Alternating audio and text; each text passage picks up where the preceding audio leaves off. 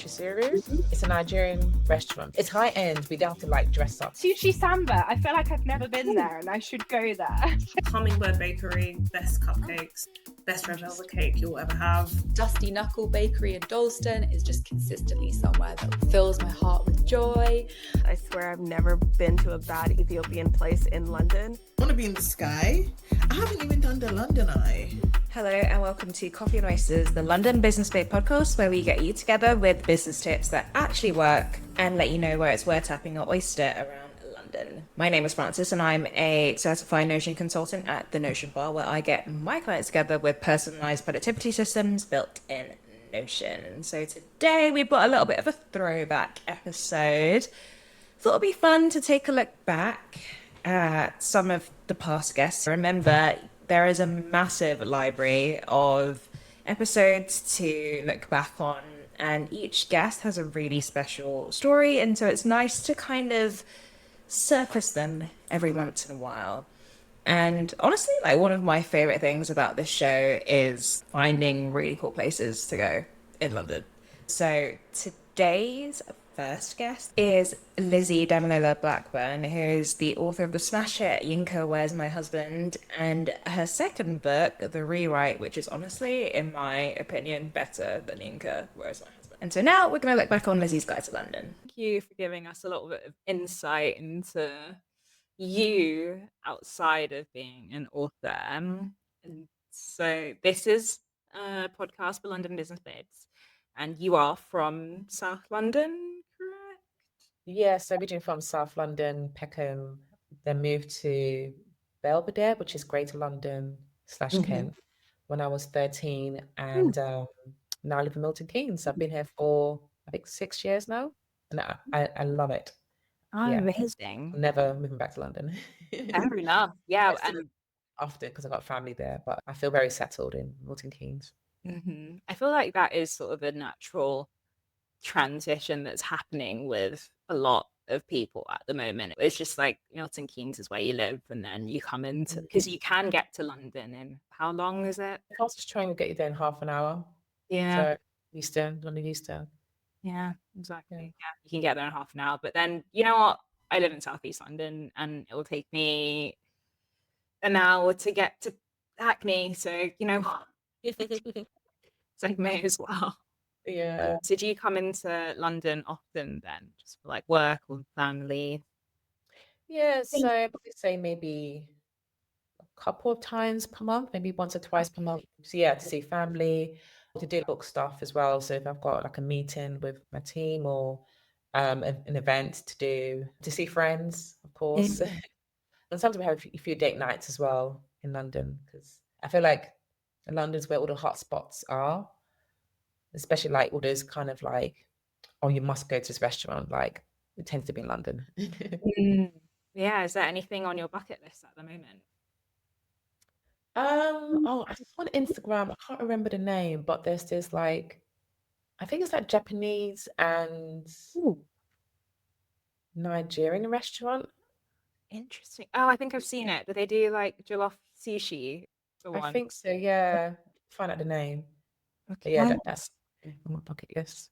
Interesting. And are there any like food spots that you go back to repeatedly, or that you just love going to, or had an amazing experience? So for my birthday, Martin took me to Chisiru, which is like, so it's a Nigerian restaurant. It's high end. We don't have to like dress up. It's very casual, but Yeah. in terms of like the quality of the food, that's what I mean by high end. And the chef has a Michelin star as well. Yeah. And the food is absolutely like just breathtaking. Like they come in small portions, but the flavor is just like amazing. So highly recommend. Do you remember any? Do you remember any standouts from the meal? For dessert, so they had like iguisu flavored ice cream. Oh, interesting. Also, they had like a smoked moi moi as well, but like you can taste like the charcoal like flavor. Like it was normally it's red, like orangey red, but it presented to us, it was black. But yeah, because it did something to it to make it like charcoal. But it was just delicious. Cool.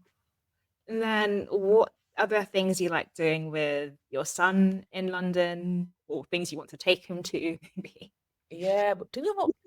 Ever seen like family and friends? We haven't really like done things with Seoul, London. Yeah, only because like just the stress of going into London.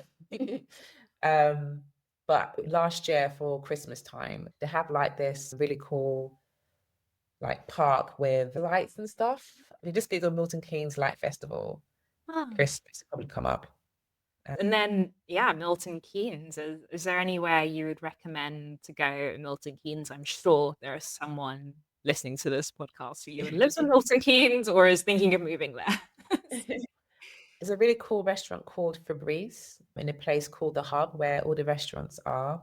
And yeah, Martin and I really, really enjoy it. The food is really good, and they do like pancakes with like spicy sausage. Ooh. With like maple syrup. So basically they serve breakfast all day, and yeah, it's just really, really nice. Okay. And the atmosphere as well is very cozy. Yeah, fair enough. Do you feel like there is like a big migration at the moment happening from London into Milton Keynes, or like what's the vibe? I can only compare it to I used to live in York, and Okay. sort of the back end of the pandemic, there was just like an influx of young families who'd obviously kind of like moved up from London and were like, well, we're moving to York now. It's only an hour and a half away, like sort of fine. Is there a similar thing happening in Milton Keynes at the moment? I would definitely say so, yeah. Like there's loads of new builds. Yeah. Yeah. I think it's a great place if you're kind of like have a young family or starting a family.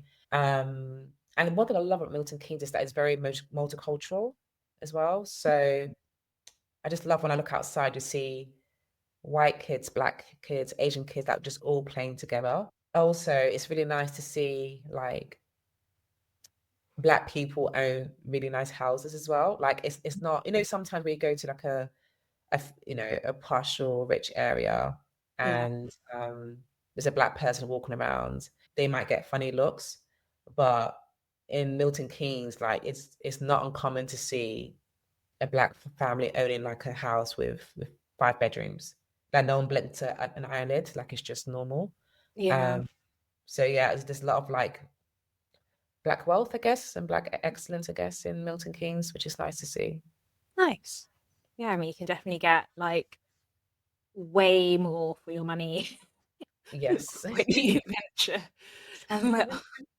I was walking past the estate agents the other day, and like just the standard sort of like 5-bedroom in, I think like East Dulwich or something, it was like 1.6 million. I was like, Oh my gosh. he said, yay. I don't know about all that. Who are these people buying these places? Like, I want to know them. Yeah, like honestly, it's just like, what do you do for a living? Hey London Business Babe. This community is built for us and by us to ungatekeep your next move and life in the city. If you never want to miss out, subscribe to the Substack where episodes will land straight in your inbox. Details in the show notes. Loved all of Lizzie's recommendations. And so one thing people always ask me about this show is like, oh, do I have to be from London to be on here? There are lots of people like Lizzie who are from London or lived here for a while and maybe they moved out and they come back into the city a lot. And in my mind, you are still a London business babe. So I loved all of those London recommendations. And also Milton Keynes recommendations. And at this point, Milton Keynes may as well be part of London, to be honest. If you want to listen back to Lizzie's full episode, I've dropped a link in the show notes. Next up, we have Caroline Marshall, who is the owner of the award-winning virtual assistant agency Upsource, and also founder of the Bump to Business Owner podcast, where she talks about balancing motherhood with running a business. Let's jump into Caroline's episode. And so now we're going to learn a bit more about your little personal guide to London. So first off, which area of London do you live in? Like north, east, south? North. And I didn't know I was one, and my husband told me I was one, and then apparently I became a North London. I blame the fact he supports Arsenal and he's just up in this direction. Fair enough. Now, also from an Arsenal household. And yeah, Arsenal. You know the pain. Dark hard. Yeah. And also, though, I do love, now I'm a North Londoner, it's easier to live a little bit further out, but still have great transport links that are actually great. Like, I know people who say they live on the train, sorry, anyone, not to offend anyone who lives on the train, but who love saying you're just 15 minutes outside of London. And then it's like, yeah, but you're royally screwed then. You can't get a taxi and it'd be affordable if there's no train or something happens, which is London, it always does. So, yeah, I very much enjoy being near a tube. Yeah, and even on the Northern Line, like it goes out really far. I ended up, when I was moving to London, I was looking at, it was basic like a village. It was something and it had a W in it or something, but I was like, am I still in London? Because this is... Oh, I do that just driving a little bit out and I'm like, am I a village? Where am I? And it's still London apparently. And I'm like, it's really nice to feel like you can literally just drive down the road. This is not London, but it is apparently. Do you have anything on your London bucket list at the moment that you wanted to? Yeah, I have so much. I still haven't been to Sketch. I feel like that's a really lame bucket list, but I really want to go there for some reason. I mean, just so many restaurants. I think me and my husband love to go out and eat nice food and drink, and I love the theatre, and that's what I love about London. Always going to be something that comes up that I want to see, and that fills me with joy. I like to go regularly to the theatre, regularly as I can, as a business owner and mum. But I think there's always going to be restaurants I want to eat at here. Yeah, so I don't think there's anything hugely strong. I've not been to the top of the Shard, so maybe that's something I'll get round to in like 20 years' time, probably. I think I quite like eating in high up places as well. That's quite fun. Yeah, I know what you mean. I went to like Joya, and I don't know if I'm saying it right, in Battersea Power Station. It's like at the top of the Power Station the other day. No, good. I literally had a cup of tea, but vibes. So vibes. Good. No, and Sushi Samba, I feel like I've never been there and I should go there. So that's one I've never been to. But I think, again, I'd want to go in the city one. But yeah, there's so many places that you can just hunt out, or new ones opening, even in Soho. It's always nice to just be like, oh, okay, I've not been here. I've never been in the garden, in the walkie-talkie. That's something I should do as well. But I think with kids, I'll get there eventually to that one. That's what's quite nice about having kids as they get older. You're like, oh, I just fancy afternoon tea here. Come with me. Boys as well. It's like, why are we here? You're like, yeah, no, but there's cake. One of them has a real sweet tooth, so if I feed him cake, he'll come with me. Are there any like food spots that you find yourself going back to? Me and my husband have a bit of a curse about our wedding. So our wedding venue, after venue closed down, which was in Shepherd Market in Mayfair, which had been there for years, it closed down, which has made me really sad because I loved it. It was just a great French restaurant and just like what you'd expect from a French restaurant. I loved it. But now every year we go to the Delaunay. What's it called? The Terrace at the Delaunay. Really nice restaurant. So hopefully it doesn't close down. Sorry if it does. That's my fault. I love going there. My favourite area in central London is Shepherd Market area. That's where me and my husband met. I was very lucky to live there very briefly. That area is lovely. And we went to a great dinner there in December, a place called Maru. It's definitely an experience and something to save up for, but that is one to watch. It's tiny. It's a theatrical 20-course dining experience, but it's lovely. I won't be going back there anytime soon, but I wish I was, but it was amazing. On the other end of the scale was that one. But yeah, I just love going to these areas, and because there's still, even in central London, like little restaurants that you don't know, that they're the ones I like discovering, are the ones that aren't, your huge ones like Sexy Fish or something that everyone knows about. I like finding the smaller ones. But yeah, gutted if Le Bouillon Blanc wants to open up again somewhere. Okay. And then coffee, are you a coffee or a cafe person at all? Well, I've got to advertise my local. It's called Hot Milk. Great cafe. If anyone's in North London, actually, my colleague is probably the best person to ask. She's got a coffee place in Portugal. She knows everything. She even knows where to go in London for coffee.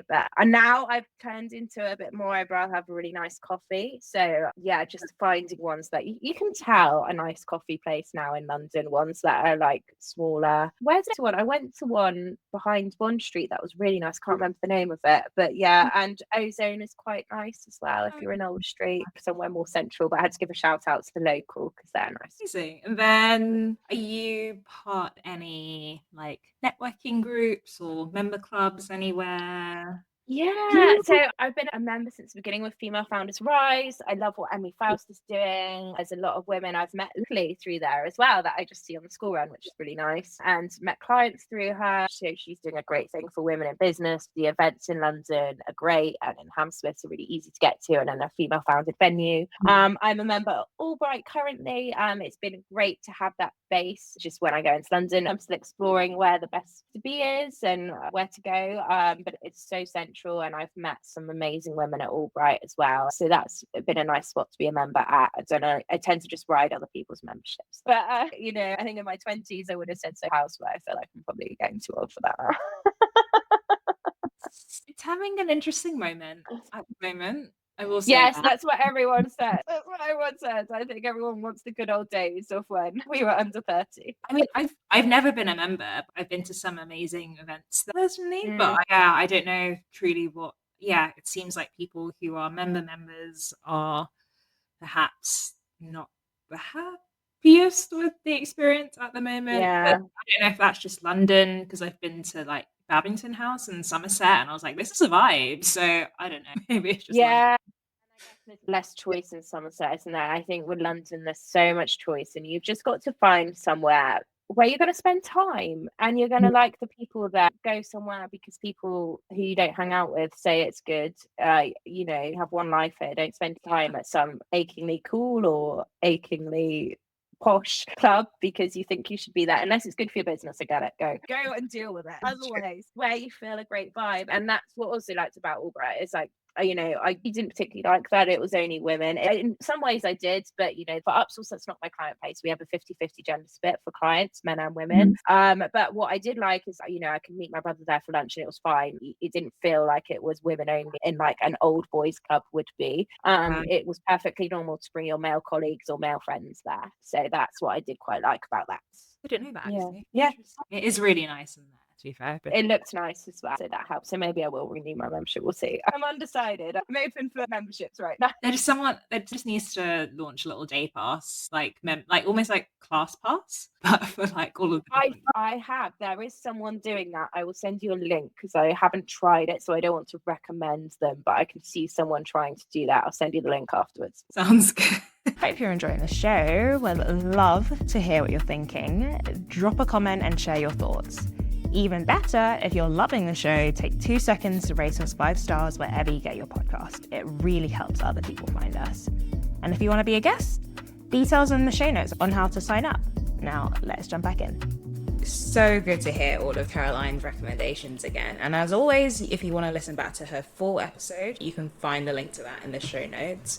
But I think her little snippet there highlights just one of my favorite things about the show, which is gathering all of the resources that the guests mention in the Coffee and Oysters guide that I built in Notion, and specifically the networking groups. And so the next guest we have is Jade Buffong Phillips, who is the founder of the Main Hookup, which is a booking platform for afro and textured hair stylists. And she's also doing some incredible charity work with another Coffee and Oysters guest, Joe Wong, where they actually put together a day where they raised money so that kids in foster care could get their hair done, among so many other things.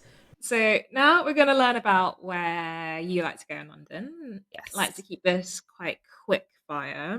Is there anything on your London bucket list at the moment? Bucket list. It's probably a ton of restaurants. I cannot remember the name of it, but there is a Michelin-starred Nigerian restaurant somewhere in London. I need to go there. Is it the one in Brixton? I can't remember where it is. I just know this is really bad because I should know the name because I know that I want to go there. But I haven't ever been to a Michelin-starred restaurant before.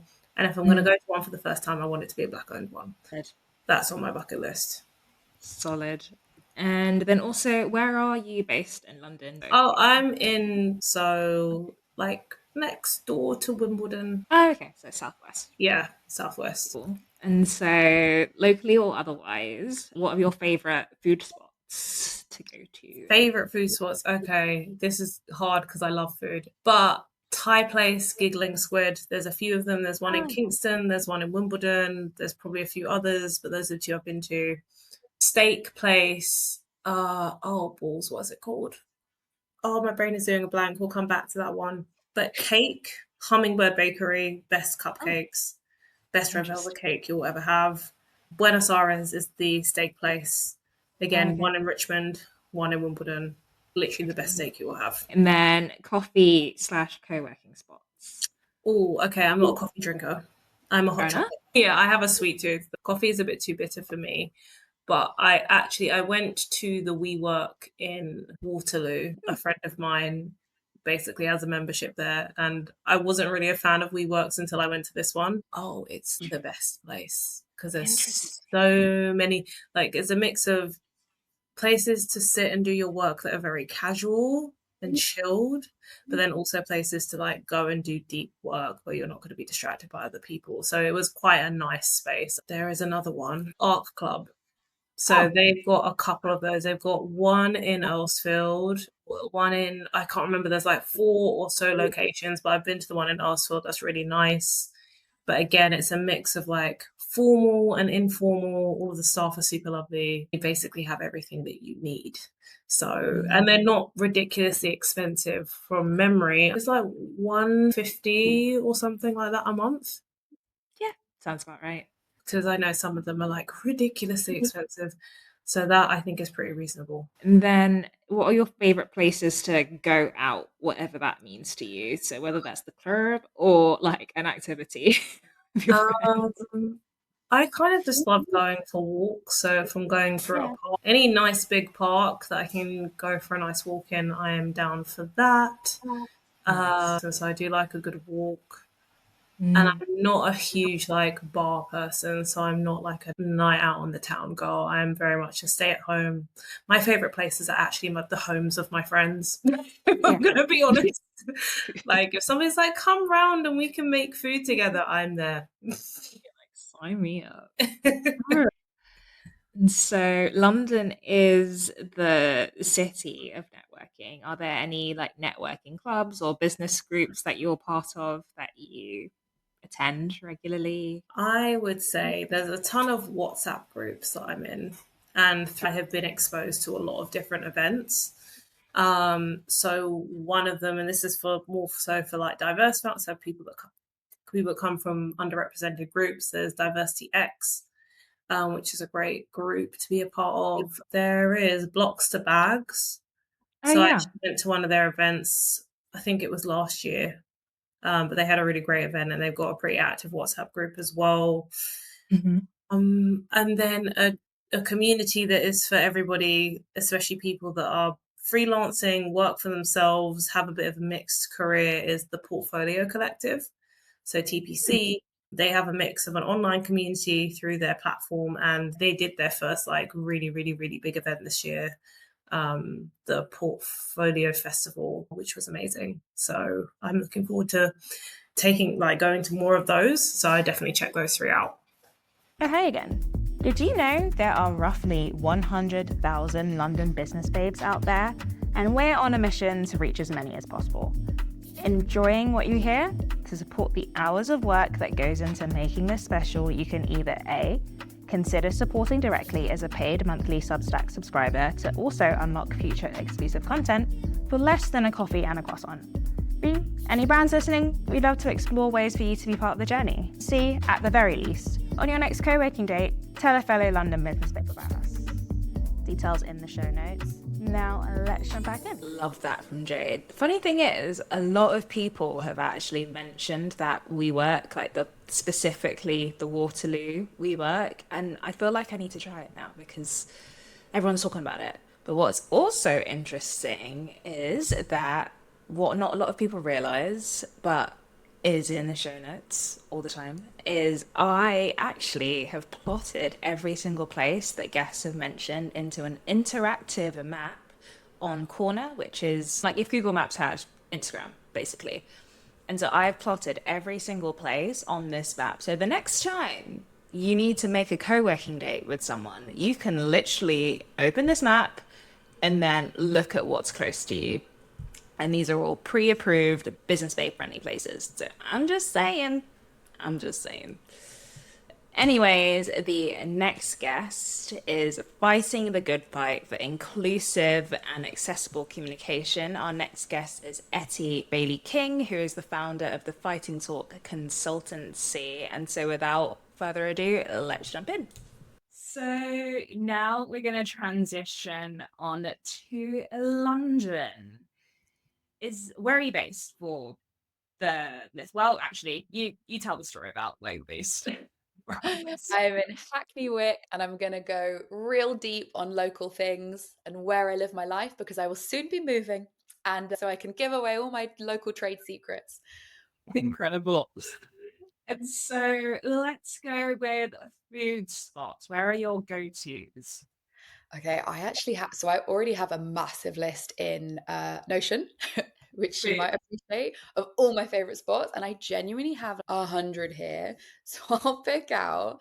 Okay, overall, London, I think if you haven't had the honey toast from Arome, you're missing out on life. If you haven't been to Miel in Warren Street, just one of the greatest bakeries, get there now. I would say the Dusty Knuckle Bakery in Dalston is just consistently somewhere that fills my heart with joy. I have a whole section for my favorite places for a matcha, which feels very 2014. My favorite place overall in London would be Katsute 100, which is a Japanese like tea house. There's a branch in Angel, one on Brick Lane. It is so delightful, so charming, and it has all the different types of Japanese teas, your genmaicha, your hajicha, and so on. I'm really bakery obsessed, so there's just a ton more bakeries here, like Forno in Bethnal Green has a really like iconic cherry ricotta bun that I dream about sometimes. Cocktail bars, Satan's Whiskers, Coop, a bunch of other places. I had to put down Shak Fuyu on my list, which is a restaurant in Soho, a Japanese place that I think had a real moment, like maybe 10 years ago or more, where it was like briefly famous, but I'm still obsessed because they do this incredible yuzu margarita and they do French toast with a matcha soft serve. So you will absolutely find me there. Cannot be removed. Well, that sounds delicious. Incredible.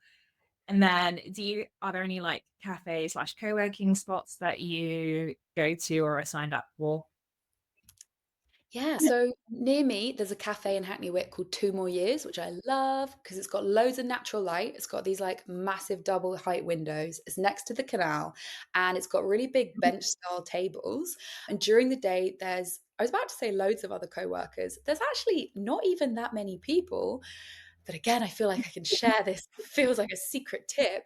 It's just very spacious, and I'm really sensitive to the space around me. So if I feel like I'm in a spacious room, I feel like I can have bigger ideas and feel more relaxed and think for myself. And as soon as I'm somewhere that's crowded or even the tiniest bit too loud, I feel it kind of like cramping my thinking and making me a bit more like reactive and like narrow and stress and threat based. So yeah, as a sensitive soul, I really love 2 More Years. And I would say if people are looking for workspaces and like free and affordable places for co-working, there's a really great organization called Othership, which has like a Slack community and a workspace finder tool. And they've got spaces all over London that you can check out. Ah, yes, I've heard like incredible things about Othership this actually. So you've just nudged me to actually copy look into it. Amazing. And then what does going out or spending time with your friends in London look like for you? It's mainly restaurants. Sometimes it's bakeries. I've started doing like croissant crawls with my friends on the weekend, which has been really game changing. You'll go and like try and hit multiple bakeries. Again, if that's not giving like woman in her mid-30s, I don't know what is. I'm like less and less going out. The other thing that has been really lovely is like, because a lot of my friends are having kids and their availability has really changed. They're kind of like evenings are just kind of like out for a lot of them. I'll meet up with them during the day. And for a lot of my mum friends, they're like, I've got 1 hour free this week and I want to make it count. So they'll want to be like, right, let's go to a gym class and we'll talk while we work out. And I'm like, okay, I'll come and I'll walk you from your house. We'll go. And it's like, it's allowing me to get these like really brief moments of catch up with people whose lives have generally just become really busy and like not so available. So a shout out for the most amazing gym in Hackney Wick called Strong and Bendy. It's woman owned, it's super inclusive, it's really like neuro inclusive and disability accessible.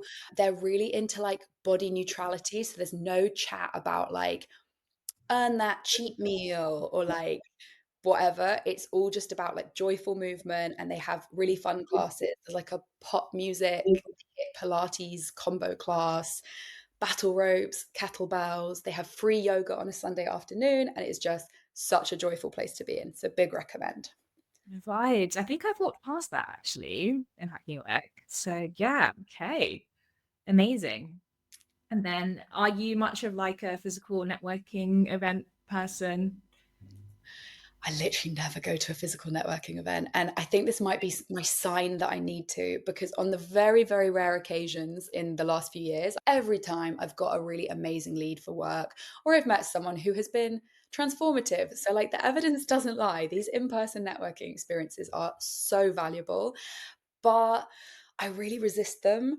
And I tell myself like, well, maybe my networking is being on social media and like pushing out as much content as I do, and the fact that I try and work in the open and ask for help and offer help. I do try and do a lot of thoughtful connecting up of people. And I think you can substitute for some of that networking effect by being that sort of type of networking through your social media community. But nah, I need to go find some events. But that means that I'm looking for recommendations. So if anyone has any tips, I would love to know.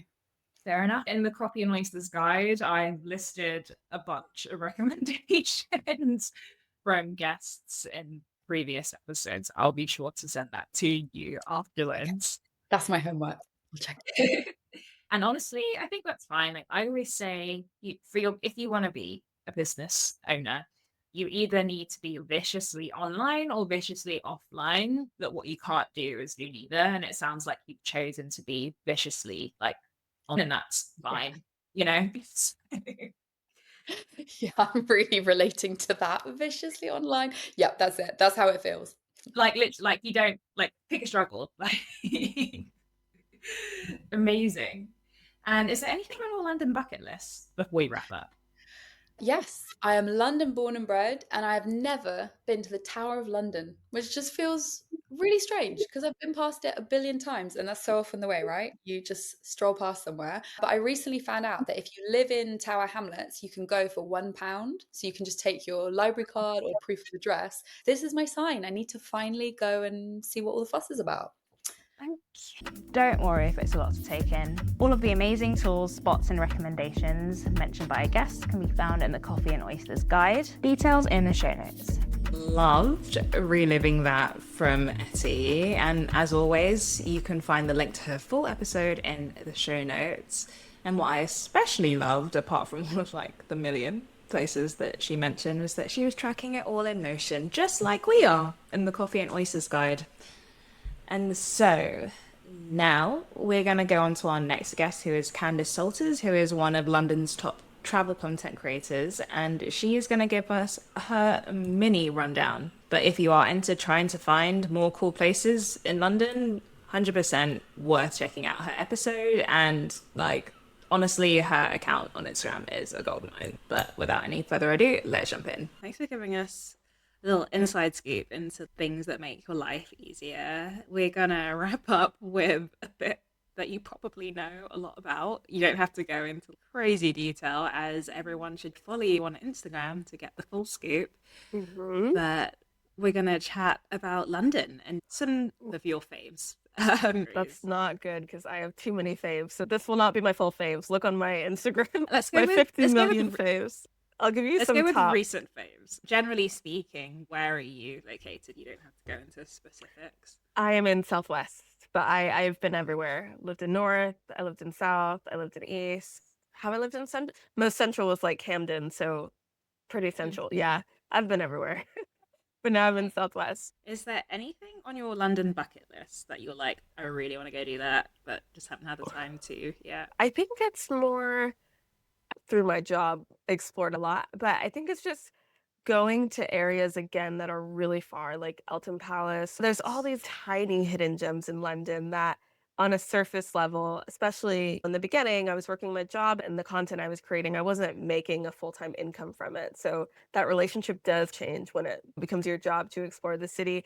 But I think just having a hidden gems day in London where on the surface it makes no practical sense to take an hour and a half journey to go see this tiny street that's in East London that's historic from the 1800s for this like tiny reason. But I want to do that. Like I want to get to a point eventually where I just have days where I just go and explore the like tiniest, most obscure things in the city because London's incredible for those kinds of things.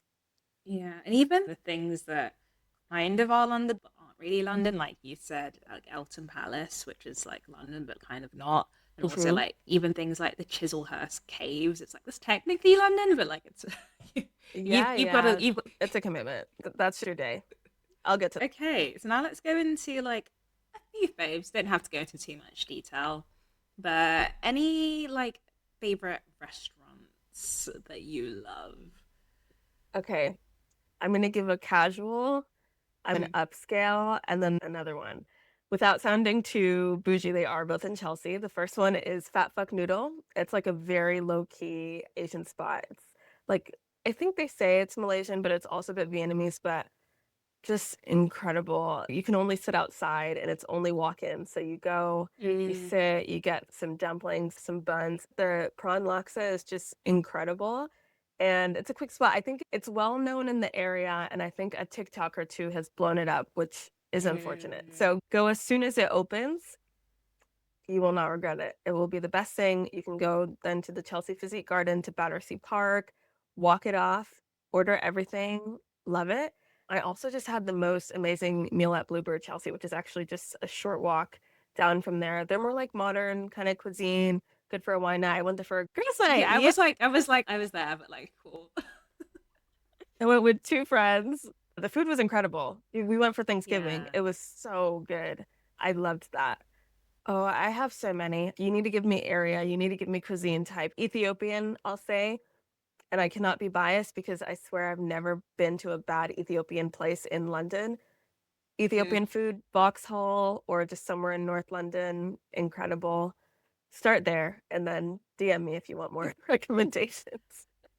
Full scoop on your Insta. Full scoop there in the blog and all the things. And do you have any go-to cafes or co-working spots that you love? Yeah, so I am a member of Soho Works, but I will say for co-working, like just general places, there's just some cool places in London, like the National Gallery. There's House Coffee, an old church. You can work in the city of London. There's a Welcome Gallery in Euston. It's beautiful. I do have a blog post on that. I think it's like 25 plus places to work. If you're south, there's a place called Peckham Pelican, I believe. And I have heard about yeah. Oh my gosh. I have clips from it. I was supposed to make it. I have clips I filmed like a year ago and still have not made it. Sorry, it just like bursted in my mind. You'll see that on my feed soon. It's great. A lot of galleries too, like British Library, especially if you want to be inspired, like in your working environment. Just switch it up and go throughout London. No matter what area you are in, there's tons for each place. I have a blog post on that. It's just called 25 plus best cafes to work in London. It's separated by area, so you can check it out. And then in terms of going out, are you into the bar scene or just any activities that you love doing with your friends?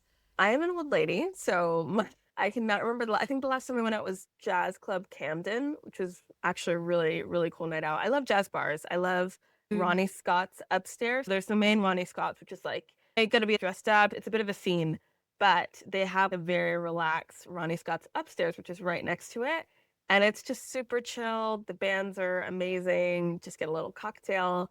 Love going to theaters. You can use Today Tix to get last minute tickets. If you've worked all day in London, just go on Today Tix, see what shows are out, and you can see a show quickly. Tickets that are amazingly well priced and do that. So yeah, I think that's my nights out, or going to press events, trying new restaurants in the city, wine bars. I love Vagabond Wine Bar. It's like little vending machines with wine that comes out, which is just a dream in so many ways. So yeah, those are my hangouts. Very like late 40s coded, even though I'm not there yet. On the business side of things, are you part of any networking groups, or do you go to any events or collectives that you'd recommend? Yeah, so I'm not the biggest networker because for my job, like I said before, with content, brands find me, I find brand, I work with brand, which doesn't require much networking outside of like, them seeing you online. But I go to a few events through Soho Works, which is part of the Soho House. Also Babes on Waves, which we're both a community member in. Yeah, and then I am a part of, this is very niche if you have a tour company. It's called Tourpreneur. It's, a community collective for tour entrepreneurs, but across the world. So from someone that does a husky tour in Alaska to someone that does food tours in Italy to someone that does multi-day group tours across Bali. It's such a great resource. If you want to do anything in tours, join that. You can ask any question. Nothing is too stupid to ask. I know because I've asked some pretty stupid questions in the beginning. I'd say those are kind of 3 that I recommend. Amazing. Thanks for the inside scoop there. All right, so that was just a sprinkling of some of Candace's favourite places in London. And as I mentioned before, definitely go check out her Instagram if you want even more places to explore in London. And so our next and final guest is Vesta Afo, who is the founder of the Admin Cure, another virtual assistant / fractional ops agency who helps health and tech founders just get more organized, basically. Thank you for giving us a little lowdown on your life. Now let's skip into London. Like, whereabouts in London are you? Like, northeast, southwest? Just so people know. East London. I'm an East Ender. Everything's in East.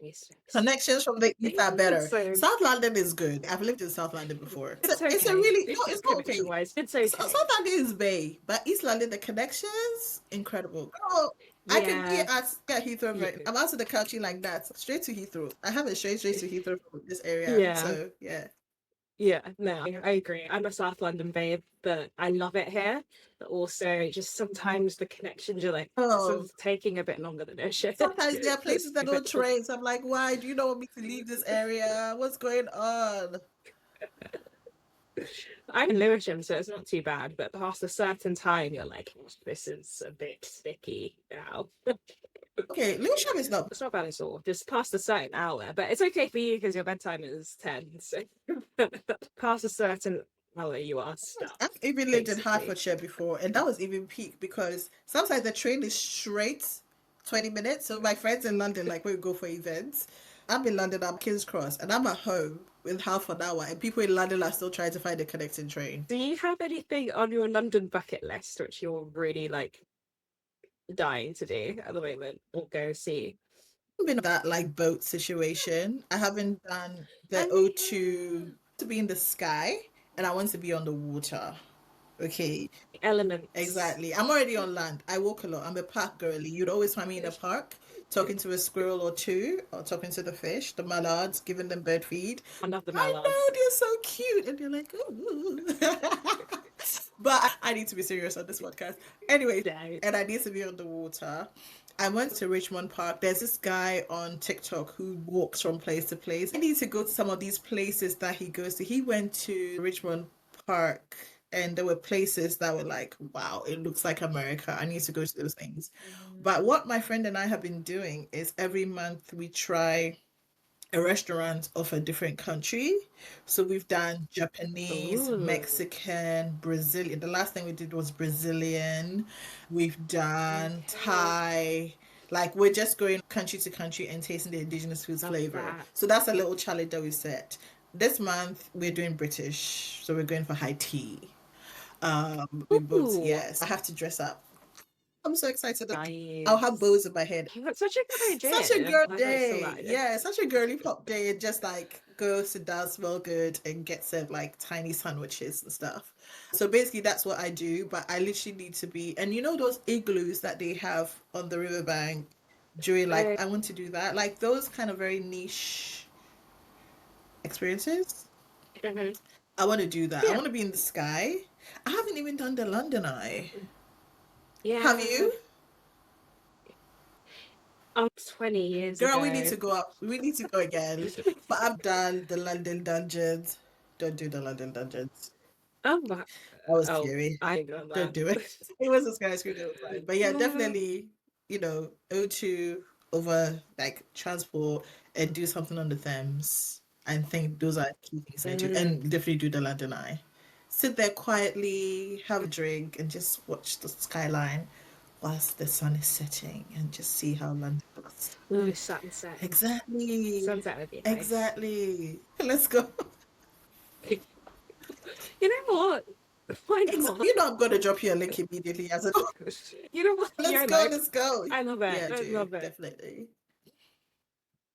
We spoke about food briefly, but are there any favorite restaurants that you found in London, especially as hopping around different cuisines? Why do you want me to drop this? You're willing to let Fine. the people I know will about. share because I know they have multiple branches in London. So you guys are not going to choke up where I go, okay? My favorite restaurant ever, and I'm delighted to share with you, bum, banana, Hare and Tortoise. They have multiple branches across London. The food is very affordable. In this cost of living crisis, you can have a drink, a meal, the portions are generous, and a starter. Maybe dessert too. There's one in Bloomsbury, there's one in Putney. There's some other branches, but they're called the Hare and Tortoise, and literally there's a queue. At all. There's Okay. the Hare and Tortoise. I have lunches there with people. I take people there all the time. I don't think there's anywhere else because the food is good. It's a bit crowded because it's That Asian, but the food is amazing. Spiced and seasoned, basically. Oh. Exactly. Okay. Exactly. And are you like into the cafe scene at all? At the moment, I don't have a favorite cafe. Um, Mm, I don't know. I don't have like a favorite cafe. Fair enough. I would sit maybe in the British Library cafe because it's quiet and open space. I'm a nerd, so that whole books everywhere. Sometimes there's events in an exhibition. British Library is one of the most slept on places. Girl, they have so many events, exhibitions, Fair. things. I've learned so much. Yeah. The cafe there is cool. You can have a quiet room to think. Sometimes I need to keep my strategy hat on and get things done. The place is gorgeous and it's in the middle of town. Is that your co-working spot for you? It is. Then? Do you have any other favorite spots that you like to work out within? Right around the British Library as well. When I'm feeling very bougie, I go to the St. Pancras Renaissance Hotel, their lobby, reception, food area. Girl, when I tell you, sometimes they have a harpist. And there's whilst you're having your cup of like your herbal tea with your laptop. It's just surreal. Yeah. And the lighting, it's very like old school Renaissance situations from everywhere. They have this floral horticultural arrangement. It's very cool to sit there and work. Their sofas are okay. Yeah. They have a butler at the front. It's very nice. Oh, It's- I need to add that to my list. Girl, you need to go and you could just pop out and get your Yeah. train from St. Pancras or King's Cross. And the other one, which is opposite to St. Pancras, which is like a more swanky version, is the Standard. And Oh yeah. it's a bit retro, and they have a library section, and people are just they're working. So, interestingly, when I want to step away and focus, you may find me in the British Library, St. Pancras Renaissance, or like the Standard. Just get a drink for now. Put your laptop up. It's just that change of environments and the kind of energy of people coming in and out. You may even order food when you're tired, or just go to a park nearby. Yeah. So those are the places. I do not have like a WeWork or that kind of thing. Yeah. Yeah. If I was to Yeah. say go to this co-working space, it's the XY at Whitechapel. Oh, okay. Sis, I'm curious. I went for Why is it good? I went for a Virgin startup event because networking, I'm outside. And I think they had the new founder, those diffusers, candles. And girl, it's like an oasis in the city because Whitechapel is very concrete, right? Enter the Yeah. space and there is this whole like oasis. Like Yeah, fair. I was ever to pay for a co-working space, this will be here. This is It the was I did so many selfies. It was lovely. I liked it. And they have a lot of co-working space. They have a lot of events where you can meet people.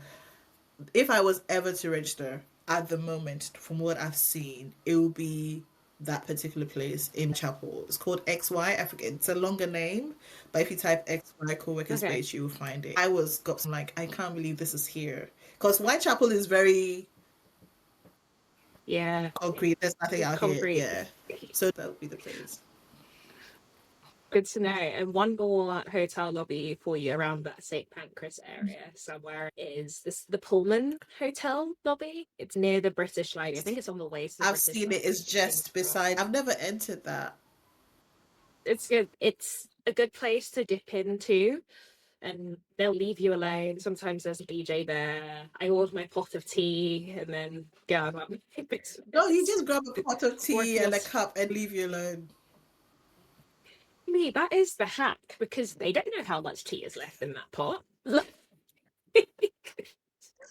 just leave you alone. So- Yeah, you're right. I'll plan a trip sometime in May. Thank you so much for the plug. And that's all for today. You can find Vesta and all our guests' full episodes in the show notes, so you can look back at all of their business journeys too. From the bottom of my heart, thank you so much to everyone who has believed in this project, who listens to the show. I could not be more grateful, and I'm so excited to see where the show goes in the next year. Look out for some more changes. We are making things very slick around here, and hopefully the start of in real life events. If you want to keep up with all of the latest news, announcements, and so forth, please follow the Substack. Until then, see you next time. Thanks for listening. Get in touch at coffeeandoysters@gmail.com. Stay connected at Coffee and Oysters Pod on TikTok and Instagram. And never miss out by subscribing to Substack. Details in the show notes. And most importantly, keep those 5-star ratings coming, and see you next time.